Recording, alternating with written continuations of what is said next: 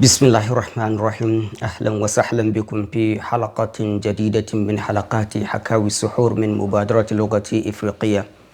اسمي سفيان محمد الرابع. ولدت في بلدة تسمى ساميناكا التي تقع في ولاية كادونا، وهذه الولاية تقع في الشمال الغربي لنيجيريا. أما ما يتعلق بالمستوى التعليمي فأنا تعلمت كأبناء غرب أفريقيا أو على منهج الدراسة في غرب أفريقيا، حيث أن هناك جانب ديني وهناك جانب غربي. فالجوانب الدينية تتعلق بالدراسة في الكتاتيب والدحاليز، حيث أن الكتاتيب تهتم بدراسة القرآن الكريم، وبينما الدحاليز تتعلق بدراسة الكتب في الفقه والحديث وما إلى ذلك. وهناك مدرسة إسلامية التي يذهب إليها الأولاد أو الأطفال مساء، فيتلقون عن مشايخهم وأساتذتهم العلوم الدينية فيما يتعلق بالفقه والحديث والسيرة النبوية وما إلى ذلك، ولكن الدراسة هناك تكون شفاهة. أما القسم الأكاديمي فقد تعلمت في مدرسة ابتدائية تسمى Central Primary School ساميناكا. انتهيت من هذه المدرسة ثم انتقلت إلى Government College ساميناكا لأبدأ مرحلة جديدة في حياتي التعليمية، حيث قضيت هناك 3 سنوات وحصلت على شهادة إعدادية لتمكنني هذه الشهادة للانتقال إلى المرحلة الأخرى وهي المرحلة الثانوية. فبينما كنت في السنة الأولى في المراحل الثانوية فكر والدي رحمه الله أن يحول مساري التعليمي أنا وأخي إلى التعليم في المدارس العربية والإسلامية، لأن الوالد رحمه الله قد اشتغل طول حياته أمينا آمن لجماعة نصر الإسلام، وهي الجهة المسؤولة عن الدين الإسلامي في نيجيريا. فكانت لهذه الهيئة أو المنظمة مدارس في بعض الولايات في نيجيريا، ففكر والدي بأن أذهب إلى هناك لأتعلم اللغة العربية والدراسات الإسلامية أنا وأخي الذي أكبره ب1 شهور.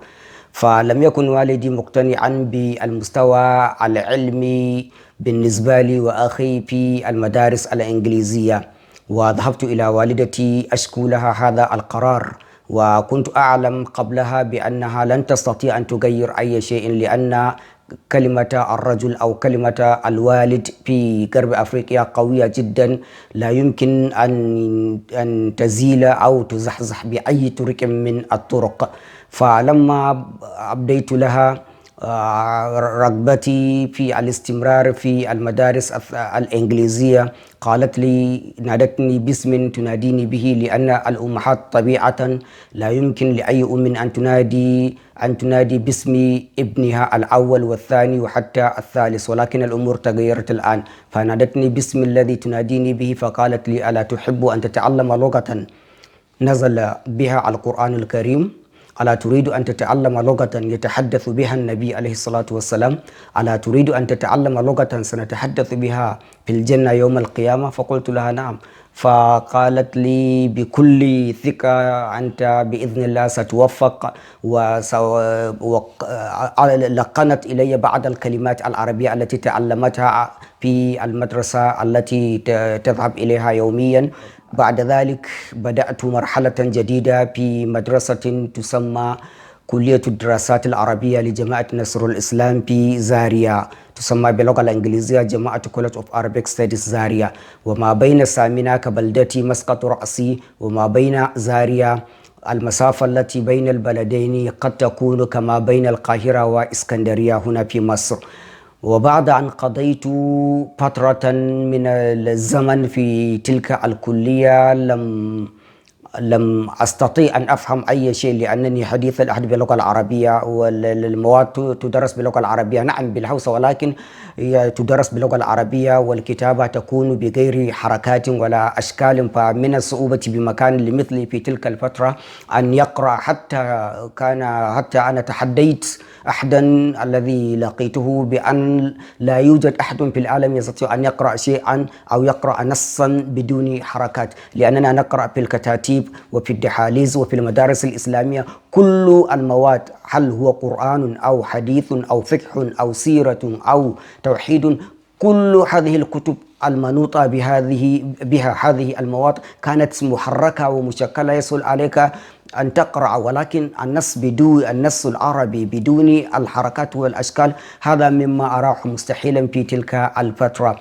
بعد أن قضيت ثلاث سنوات أعتقد حصلت على الشهادة الإعدادية في تلك الكلية التي تسمى بكلية الدراسات العربية لجماعة نصر الإسلام. بدأت أحرك ذهني وعقلي كي أتأقلم بهذا الجو، لأنني أعلم أن الوالد لن يتراجع، لأنه قال لنا اذهبوا وتعلموا هناك، حتى وإن تعلمتم الفقه هناك فيكفي أن تعلموا إخوانكم هنا في البيت.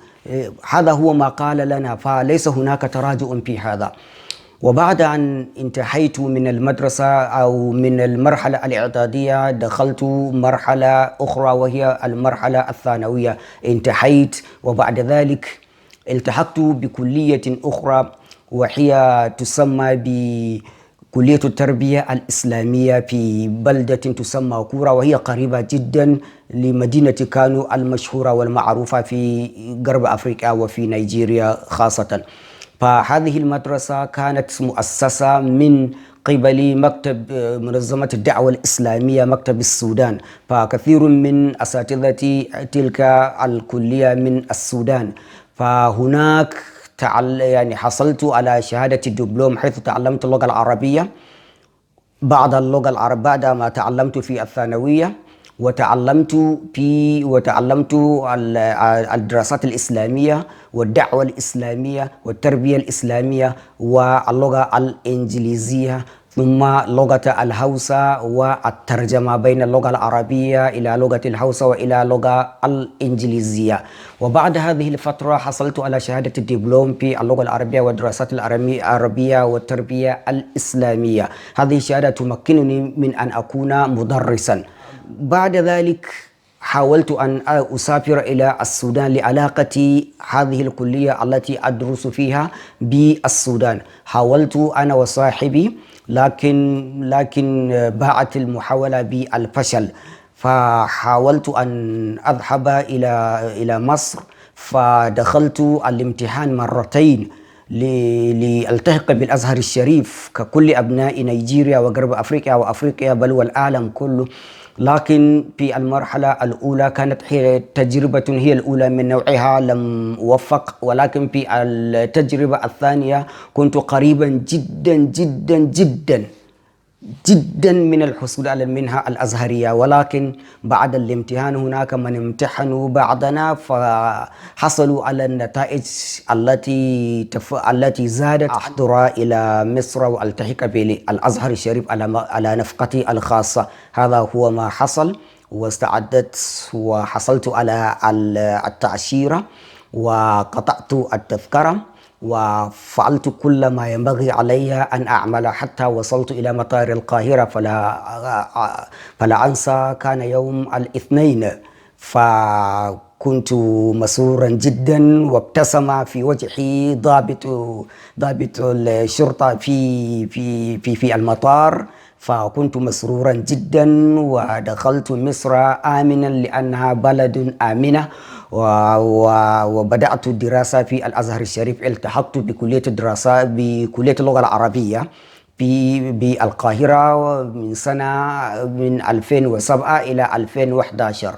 وبعد ذلك انتقلت إلى مرحلة أخرى لأحصل على الماجستير، فالتحقت بمعهد البحوث والدراسات العربية التابعة جامعة الدول العربية، وقضيت سنتين حتى حصلت على شهادة الدبلوم العالي، وهذه الشهادة هي التي تمكنني من كتابة البحث.